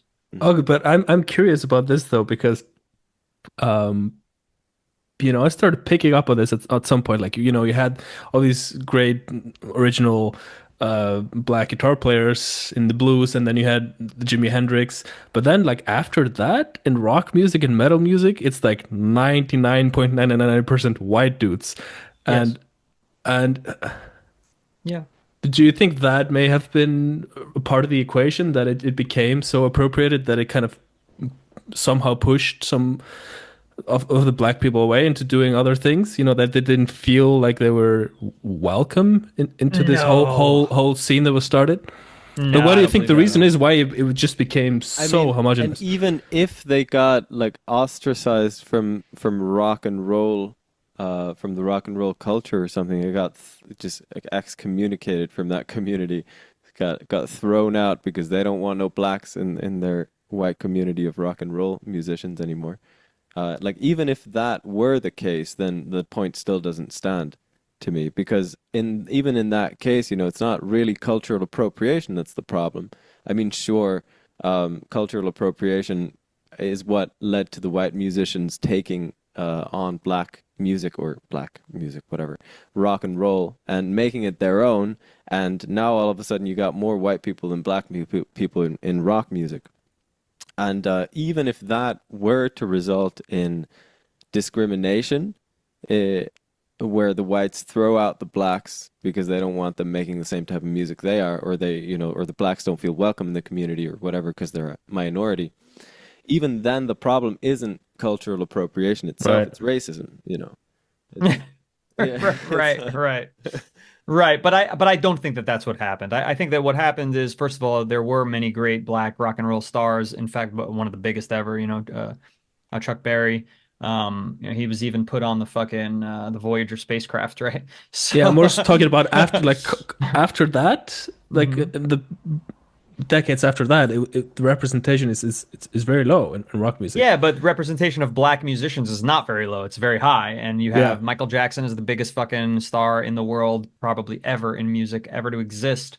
Not just in America, but everywhere. And, but prior to him, you had James Brown and Little Richard and I mean the list goes on and on and on. And they black culture for whatever reasons of the cities and the types of club environments and nightlife environments and it went more toward R&B, which is also an expression of rock music. It's yeah. like the combination of like soul and rock together ends up being this kind of pop rock, which ends up being, you can R&Bify it, you can go slower, you can go higher.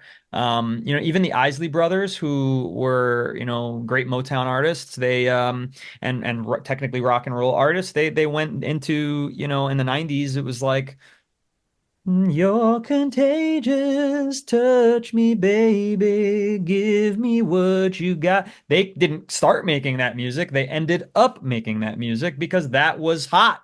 And, black musicians are always on the cutting edge of what's new and what's hot and what's sexy. And so that, stopped being rock and roll. And when rock and roll shifts to being predominantly white, we could say in, I don't know, the late 80s, early 90s. I'm not a rock historian per se, but then you get, grunge and alternative rock, and that's very much not sexy. It's very much not hot. It's very much like fucking gritty and it's more introspective lyrically and it's I think less it's fucking attra sexy.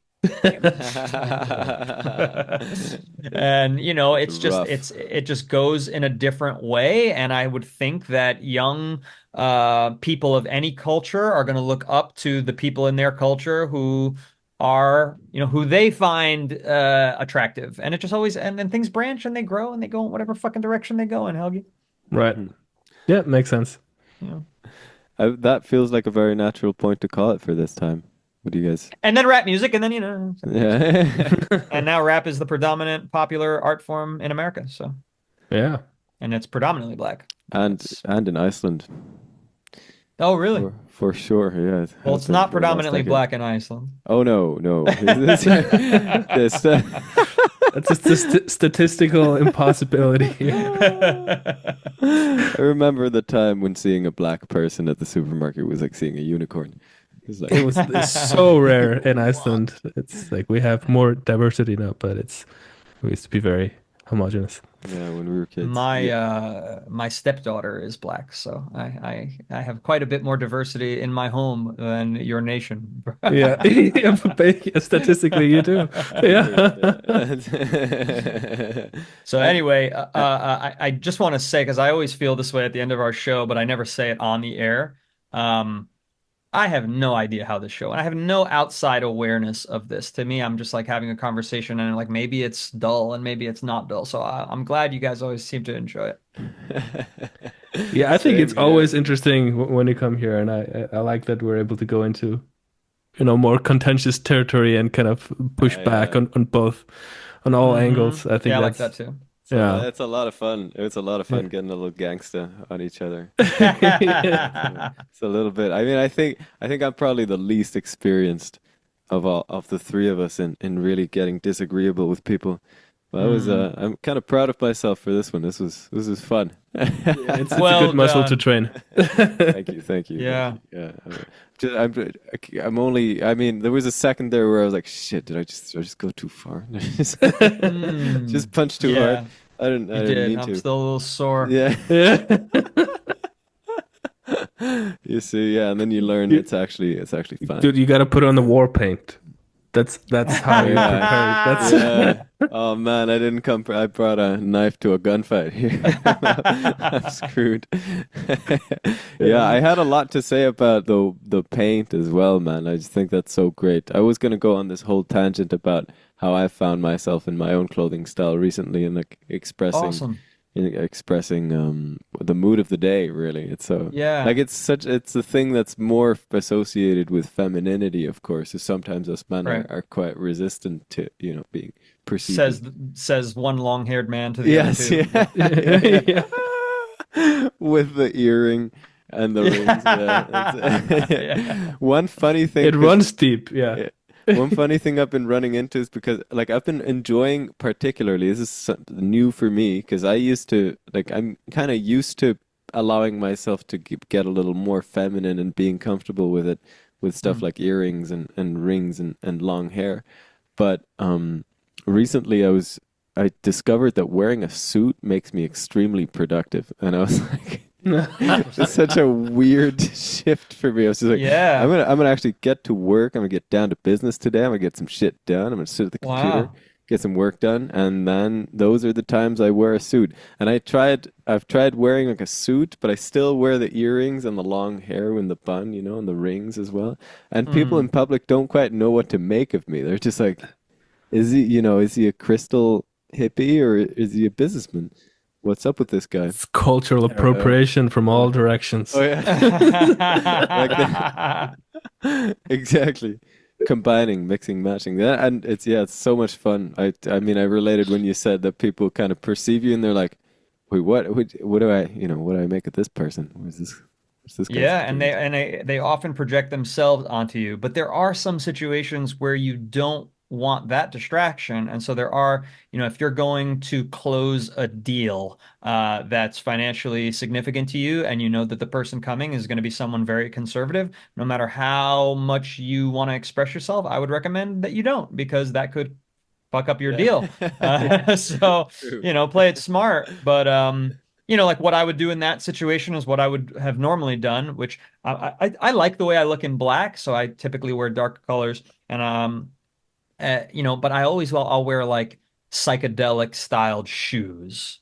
You know what I mean? So Mm, I can look handsome, but still have that pop. Or, my hat, it always has some kind of popping, pink and blue and just something I like to do. So even when I'm all in black and no face paint.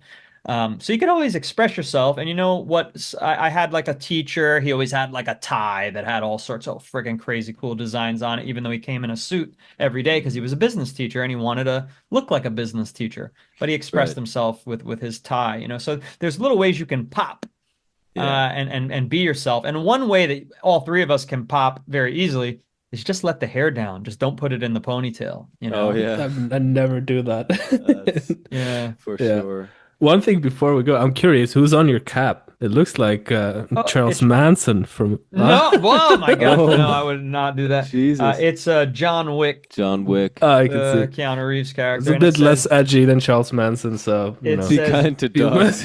be kind to dogs, Nice. Okay. or else, Or else, yeah. Or else we or get the Dane else. Curley ape man fist fighting at you. Yeah. That's right.